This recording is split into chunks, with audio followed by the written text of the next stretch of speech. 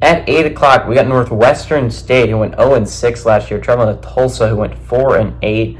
Tulsa favored by 31.5 points on ESPN+. Cordell Williams went 79-132, threw for 1,149 yards, 10 touchdowns, 7 interceptions. Anthony Watkins had 197 carries for 889 yards and 4 touchdowns.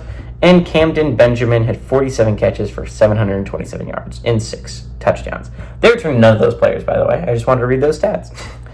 Northwestern State had a weird year last year. They had a tragedy on campus, a shooting, I believe, and they ended up canceling the rest of their season because of that. But what you saw before that point was not good, right? They were an 0-6 football team. It was not a good football team.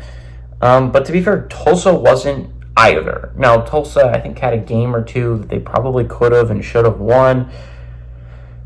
They had a game against Charlotte they probably should have had, and it's just like, it were close ones that you came up short on, but it's like, Tulsa's not a good football team. They haven't been getting better. They had a great quarterback in Davis Brin, but after he left, it's been downhill. They have not been as good of a football team as you would like.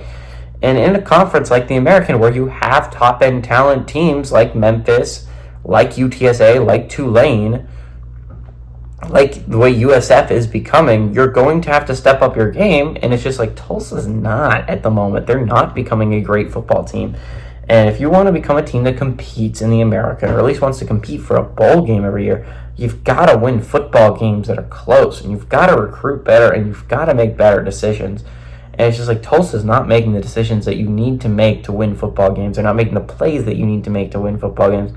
I'm not super high on Tulsa. To be fair, I think Northwestern State is a bad football team. Again, they won 0 games last year for a reason. Now, they would have had more shots at it if they played their full schedule, but they went 0-6 for a reason.